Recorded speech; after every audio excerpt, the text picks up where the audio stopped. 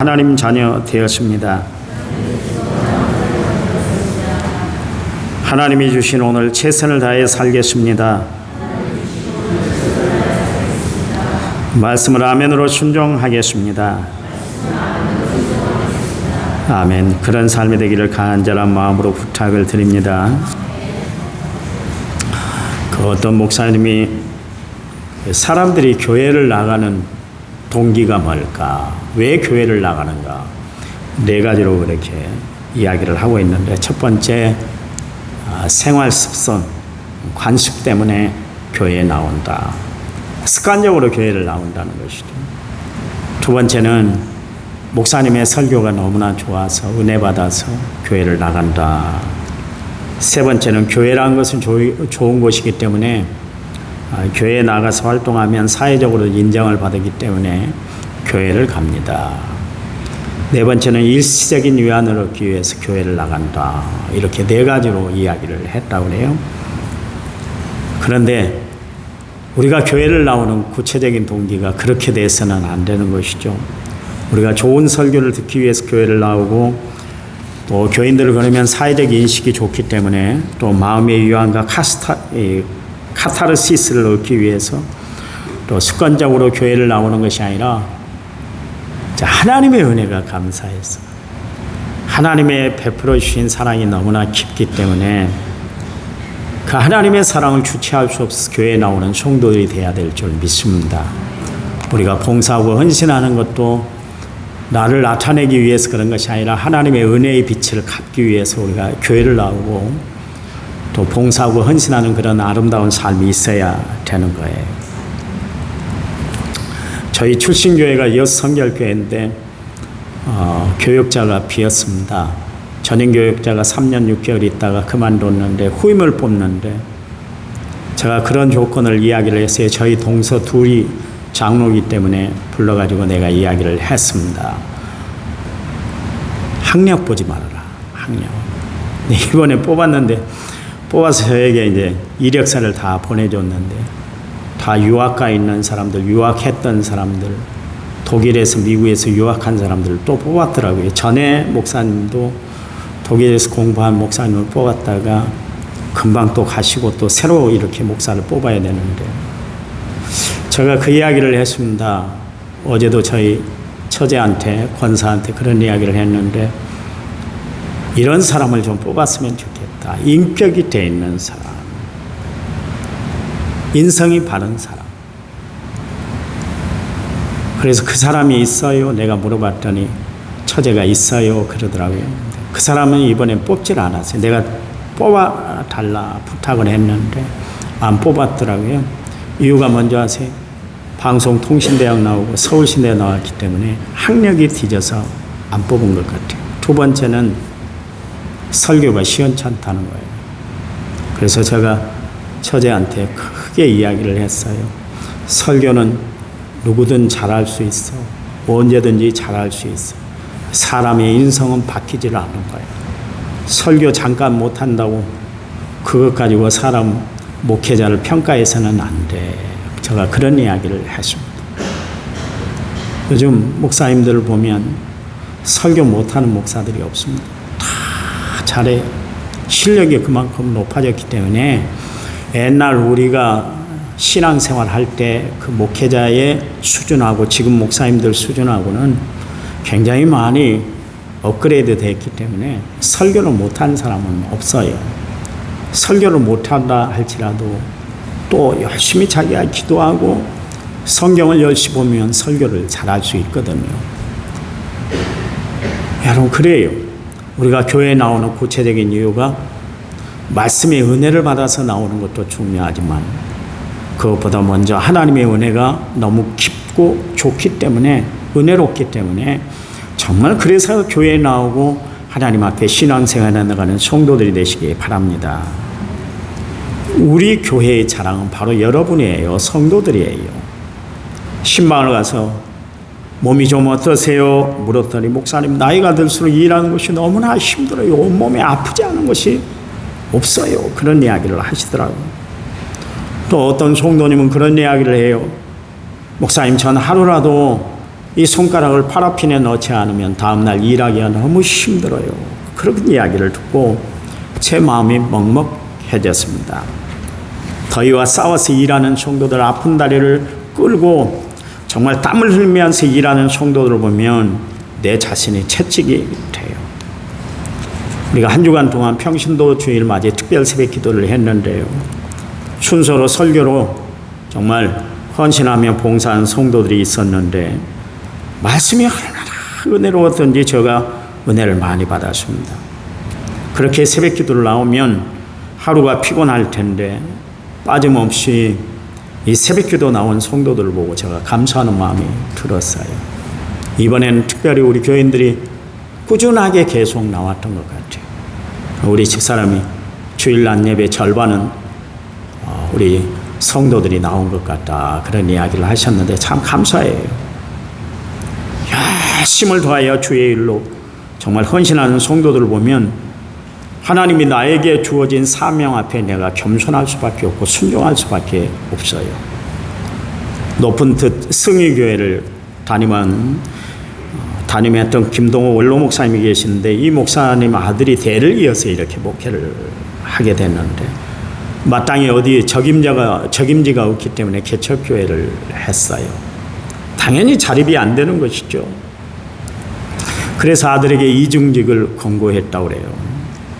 그러니까 목회를 하면서도 시간 나는 대로 돈벌이를 하고 알바를 하도록 그렇게 했다, 그런 이야기죠. 우리 교단도 목회자가 이중직을 해야 되는가, 목회만 하는 것이 아니라 세상에 돈벌이도 해야 되는가, 이것 때문에 계속 질의가 있었는데도 불구하고 총회에서 아직 결정을 내리지 못하고 있습니다. 그런데 이 목사님이 아들에게 이중직을 권고한 이유가 있는데, 그것은 아들이 결혼해서 가정을 꾸리고 있기 때문에 가정을 책임져야 하기 때문이다, 그렇게 이야기를 했어요. 목회자라고 결혼해서 가정을 내몰라라 한다면 가정이 파탄이 되기 때문에 그런 것이죠. 가족 부양에 책임을 다하기 위해서 이 목사님이 이중직을 그렇게 권고했다고 그래요. 또 하나는 힘들게 돈을 벌어서 돈의 소중함을 알고 나가서 성도들이 어떻게 돈을 벌고 있는가 그것을 알아서 헌금의 소중성을 깨달아라. 그래서 자기 아들에게 이중직을 권고했다고 그래요. 우리 교인들 중에는 폐지를 주어서 주일날 헌금하는 성도도 있습니다. 또 자녀들이 용돈 주은 것을 모아가지고 주일에 나와서 헌금하는 성도들이 있습니다. 저는 그 성도들이 드린 헌금의 소중성을 알고 정말 알차게 사용하려고 합니다.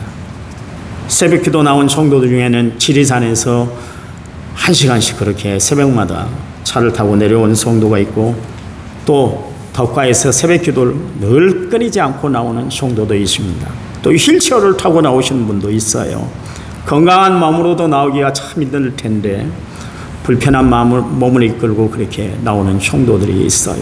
피곤할 텐데, 힘들 텐데, 나오기 쉽지 않을 텐데 새벽에 이런저런 상황 속에 굴하지 않고 나오는 성도들을 보면 저는 그분들을 대할 때마다 하나님이 나를 쓰시는 이유에 대해서 새삼 느끼고 살아가고 사역을 감당하고 있습니다. 저는 하나님이 저를 목사로 사용하신다는 것이 내 인생에 있어서 하나님이 나에게 주신 가장 큰 선물이라고 생각을 해요. 선물은 귀한 것이에요. 왜냐하면 주는 사람의 마음이 그 안에 담겨 있기 때문에 그렇습니다. 그래서 선물은 주면서도 기쁘고 받으면서도 즐거운 것이 선물인 거예요. 그런데 선물을 준 사람의 마음을 헤아리지 못하고 자신의 마음에 들지 않는다고 이런저런 막 일로 투덜거리고 그래서 선물을 등한히 여긴다든가 나에게 필요 없다고 주변의 사람들에게 그냥 건네줘 버리면 선물을 준 사람의 마음을 아프게 하는 거예요. 어떤 주인이 멀리 외국에 가서 종들을 불러놓고 그들에게 달란트를 선물로 다 나눠줬어요. 어떤 종에는 5달란트, 현시가로 한 10억 상당입니다. 2달란트, 6억 상당입니다.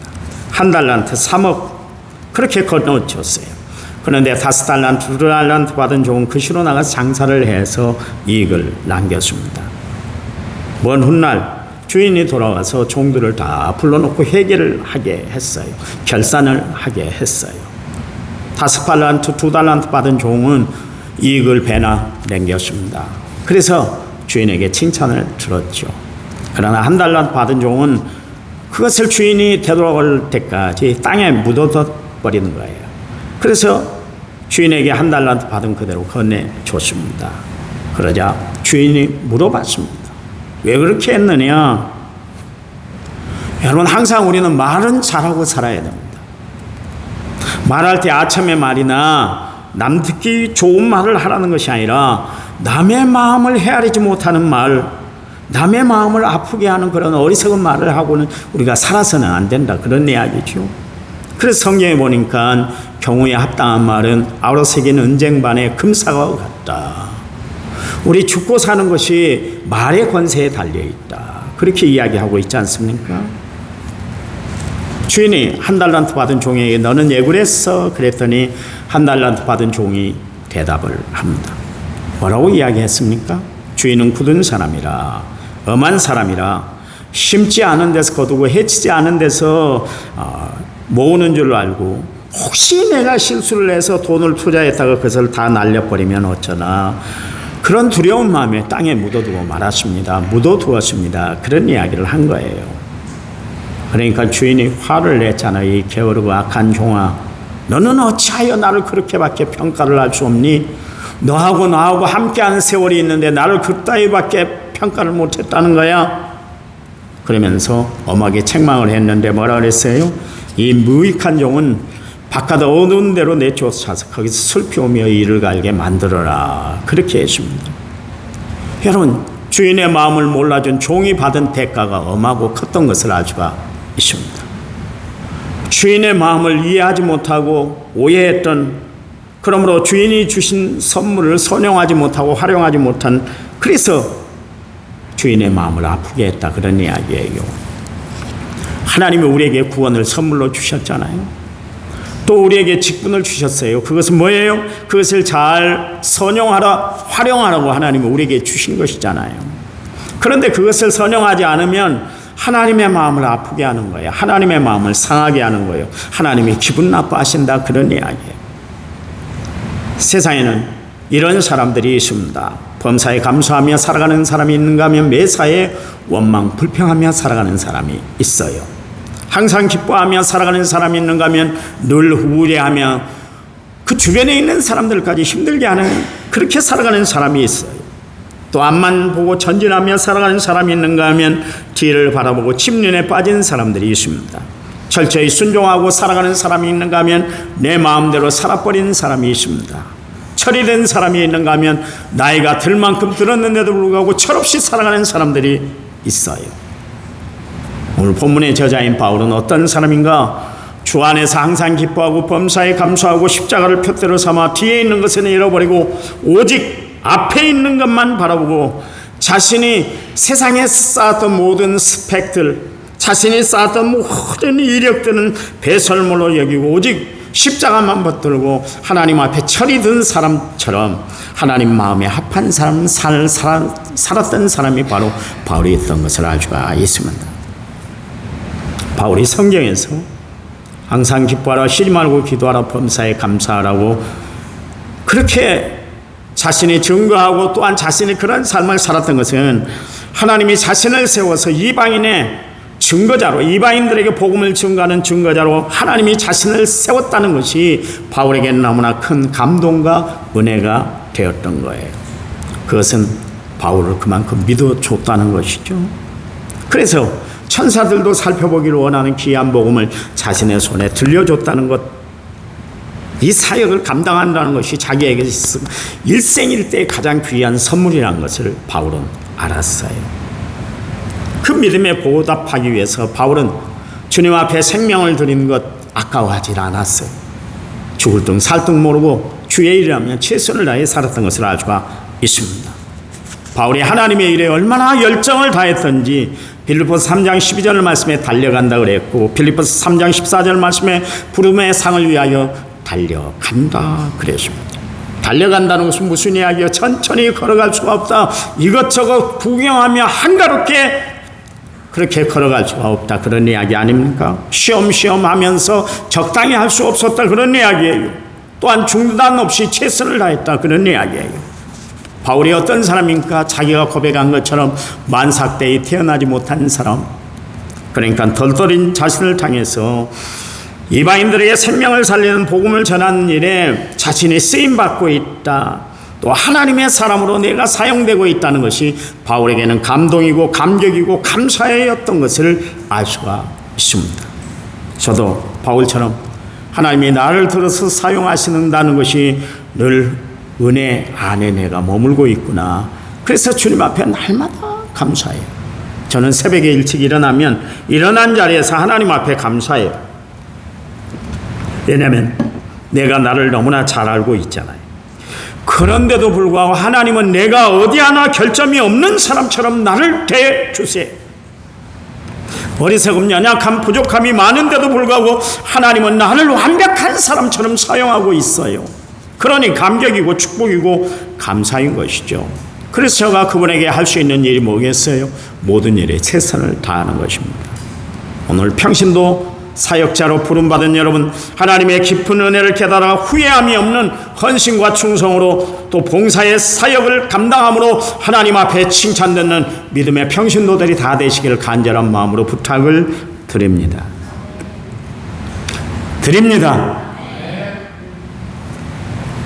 사도행전 20장 24절 말씀에 내가 달려갈 길과 곧 주 예수께 받은 사명 곧 하나님의 은혜의 복음을 증언하는 일을 마치려 하면 나의 생명을 조금 더 귀한 것으로 여기지 않겠다 그랬잖아요. 위에서 부른 상을 위해서 바울은 자신의 생명을 하나님 앞에 드리는 데 있어서 조금 더 아까워하지 않았어요. 우리는 하나님 앞에 드리는 것을 너무나 아까워해요. 그래서 예배 드리는데도 겨우 시간 맞춰서 나올 때가 많이 있잖아요. 하나님 앞에 물질을 드리는데도 인색하게 드릴 때가 많이 있잖아요. 여러분, 그런데 바울은 하나님 앞에 자기의 모든 것을 다 드리는데 아까워하지 않았다, 그런 이야기예요. 성도 여러분, 바울처럼 하나님이 나를 이 시대에 주의 자녀로 부르셔서 하나님의 일꾼으로 세우신 이유에 대해서 바로 알고 충성스럽게 주의 일들을 감당해 나가는 믿음의 성도들이 되시기를 간절한 마음으로 부탁을 드립니다. 요즘 취업 전쟁이라고 합니다. 대학을 졸업해도 마땅히 취직할 곳이 없기 때문에 생겨난 말이에요. 오랜 세계적인 이 경기 한파로 인해서 취업률이 뚝 떨어진다고 그래요. 대기업도 일할 수 있는 사람들 뽑는데 이전에 비해서 몇 프로 떨어졌다고 그러잖아요. 갈수록 경기가 좋아지면 사람들을 더 많이 뽑을 텐데 갈수록 경기가 안 좋으니까 사람을 줄여서 그렇게 뽑고 있습니다. 우리나라는 일꾼은 많은데 일할 곳이 적다는 것이죠. 그래서 전쟁이라는 표현을 써가면서 그렇게 이야기를 하고 있습니다. 이러한 현실과는 정반대로 하나님 나라는 일할 곳이 많은데 일꾼이 적어요. 그래서 예수님이 마태복음 9장 37절 말씀이 뭐라 했냐면 추수할 곳은 많은데 일꾼이 적다. 그러면서 주님이 가슴 아파했잖아요.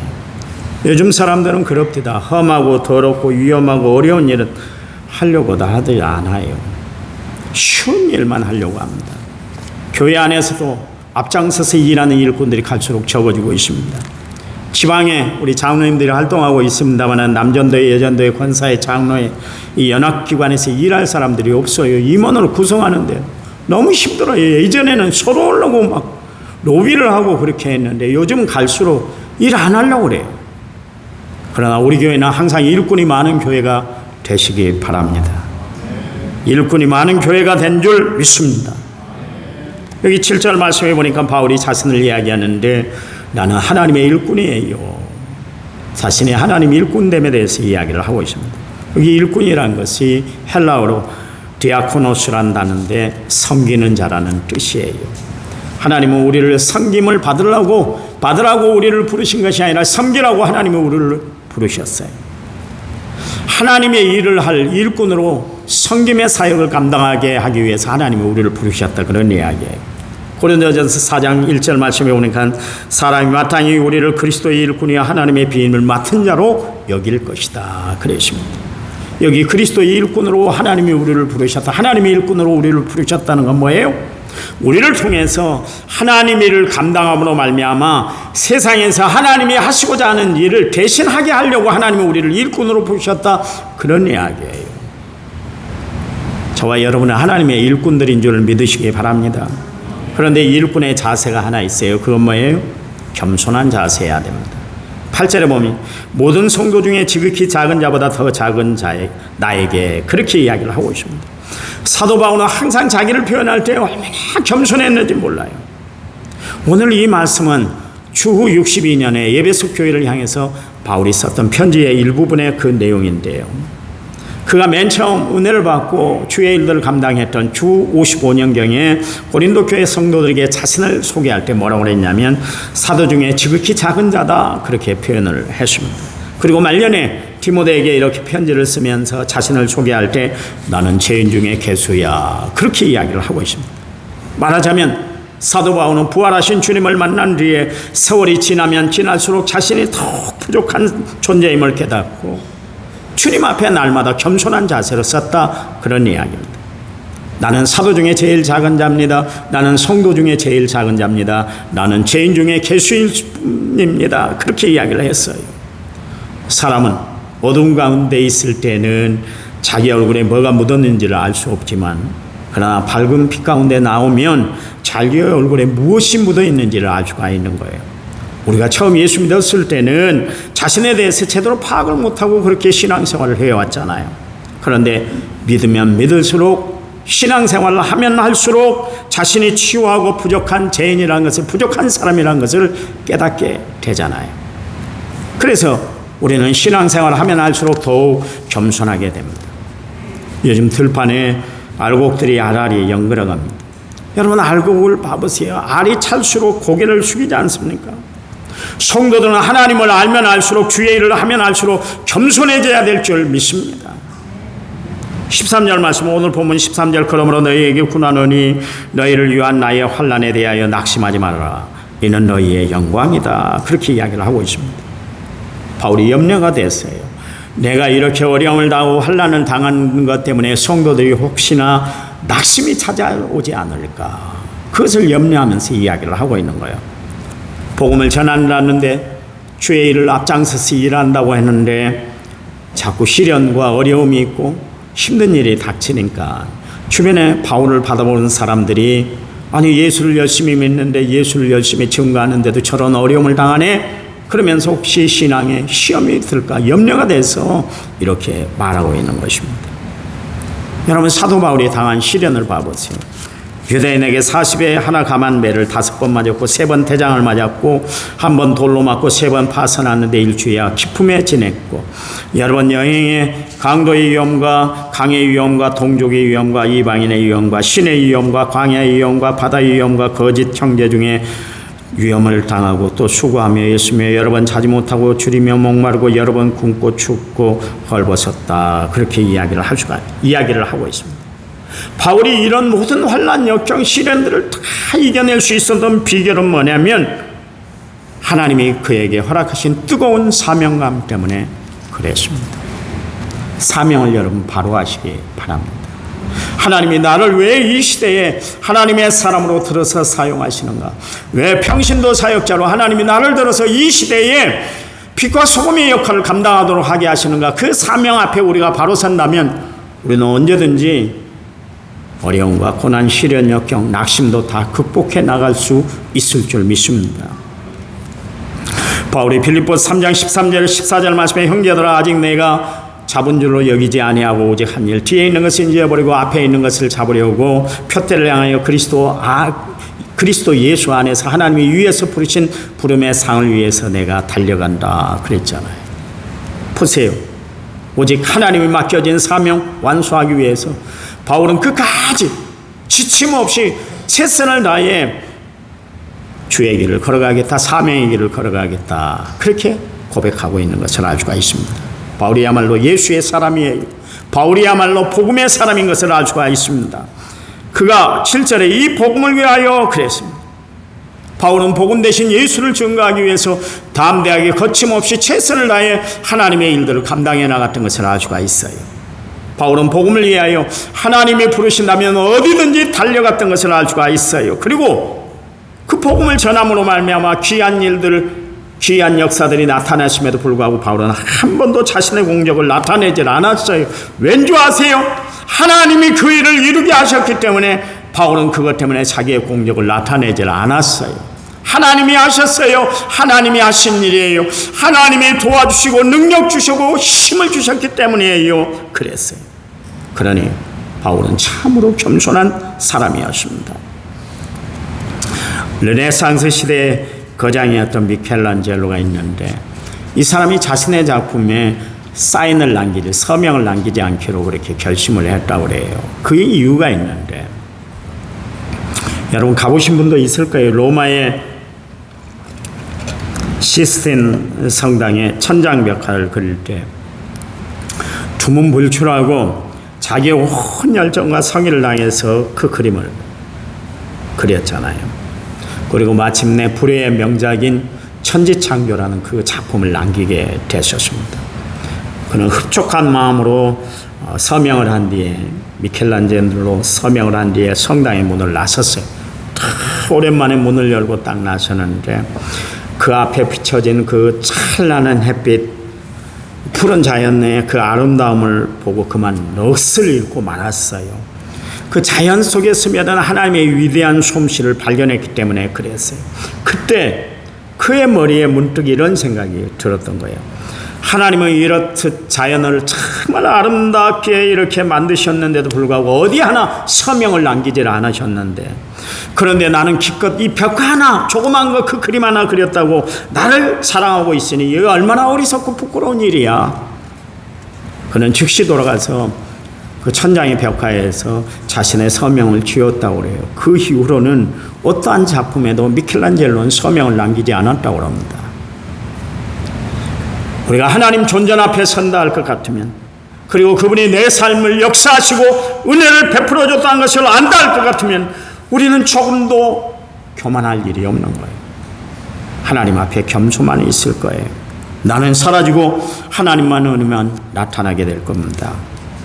여러분, 하나님의 은혜를 자랑하는 데도 있어서 조심해야 할 것이 하나 있습니다. 그건 뭐냐면 사도 바울을 통해서 우리가 배울 수가 있는데, 고린도후서 12장 6절 말씀에 내가 만일 자랑하고자 하여도 어리석은 자가 되지 아니할 것은 내가 참말을 함이라. 그러나 누가 나를 보는 바와 내게 듣는 바에 지나치게 생각할까 두려워하여 그만둔다 그러십니다. 하나님이 나에게 베풀어 주신 은혜, 사랑이 너무나 깊고 크지만 그것을 나는 다 말하지 않겠어, 그런 이야기예요. 행여라도 듣는 사람이 자기를 하나님께서 남달리 사랑하셨다는 것에 초점을 맞춰서 자기를 특별한 사람으로 볼까 봐 염려가 돼서 바울은 고린도후서 12장 6절 말씀에 그런 이야기를 했어요. 오래전 일인데요, 개그우먼 박미선 씨 여러분 잘 아시나요? 그분이 담임 목사에게 찾아가서 그런 이야기를 했어요. 목사님, 저는 이제 간증하는 일을 그만두고 싶어요. 그런 이야기를 했대요. 아니, 바쁘세요? 너무나 바쁘신가 봐요. 그랬더니 아니, 간증하다 보니까 자꾸 과장이 되더라고요. 교인들이 어떻게 하면 감동을 받을지 눈에 보이게 되고 자꾸 거기에 맞춰서 말을 하게 되고, 그러다 보니까 사실과 다른 이야기들이 너무나 많아진다는 거예요. 그렇습니다. 우리가 하나님의 은혜를 자랑할 때도 조심해야 되는 거예요. 하나님의 놀라운 은혜를 말하게 될 때 자꾸 과장하고 싶은 그런 충동들이 막 생겨나잖아요. 그 가정 속에 하나님께서 남달리 나를 사랑하셨다는 그 자기 자랑에 빠질 때가 많은 거예요. 7절 말씀, 내가 일꾼이 되었다 그러십니다. 자기가 하나님의 일꾼이 되었다고 바울은 당당하게 이야기하고 있습니다. 예배서 처음을 기록했던 1장 1절 말씀을 보시면 하나님의 뜻으로 말미암아 그리스도 예수의 사도가 된 바울은, 그러니까 자신은 하나님의 뜻에 따라서 사도 바울이 되었다, 그렇게 이야기를 하고 있습니다. 그리고 고린도전서 11장 1절 말씀에 보면 바울이 뜻밖의 말씀을 이야기를 하고 있는데, 내가 그리스도를 본받은 것 같이 여러분도 나를 본받으시기 바랍니다, 그렇게 이야기합니다. 감히 나를 본받으세요, 그런 이야기를 바울이 했어요.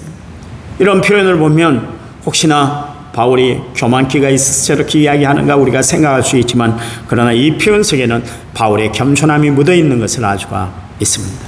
진정한 겸손은 뭐예요? 내가 어떤 존재인가를 알고 살아가는 것, 내가 어떤 위치에 있다는 것을 알고 살아가는 것이 진정한 겸손이에요. 여러분, 겸손은 무조건 낮아지는 게 겸손이 아니에요. 내 자신을 제대로 파악하고 내가 어떤 사람이라는 것을 알고 살아가는 것, 그것이 진정한 겸손이다, 그런 이야기예요. 바울이 뭐라고 그랬어요? 8절에 모든 성도 중에 지극히 작은 자보다 더 작은 나다 그랬습니다. 고린도전서 15장 9절 말씀에는 나는 사도 중에 가장 작은 자다 그랬습니다. 여러분, 바울이 어떤 사람이에요? 바울은 사실은 12사도보다 늦게 사도가 되었던 사람이죠. 그러나 고린도전서 15장 10절 이하에 있는 거 보면 보세요. 모든 사도들보다 더 많이 수고했다 그랬습니다. 여러분, 바울처럼 교회를 많이 개척하는 사람이 또 어디 있어요? 방대한 지역을 다니면서 복음을 증거했습니다. 신약 성경 27권 중에 절반이 바울이 기록한 성경이에요. 얼마나 큰 공적을 남긴 사람이고 얼마나 큰 공로를 이루었던 사람이었습니까? 얼마든지 내가 최고다, 나는 주를 위해서 최고로 일을 해서 그렇게 일할 수 있음에도, 이야기할 수 있음에도 불구하고 자기는 절대로 큰 자가 아니다, 그렇게 이야기하고 있잖아요. 참으로 하나님이 바울을 들어서 사용하실 수 있었던 비결, 우리가 엿볼 수가 있는데 그의 겸손함 때문에 하나님이 사용을 하신 거예요. 제가 아침에 이 자막에다가 적어놨잖아요. 성도의 실력은 겸손과 순종과 겸손입니다, 이야기를 했어요. 겸손하지 않으면 안 되는 거예요. 끝까지 우리는 겸손한 하나님의 사람들이 돼야 하나님의 일에, 하나님의 일꾼으로 온전히 사용되는 줄 믿으시기 바랍니다.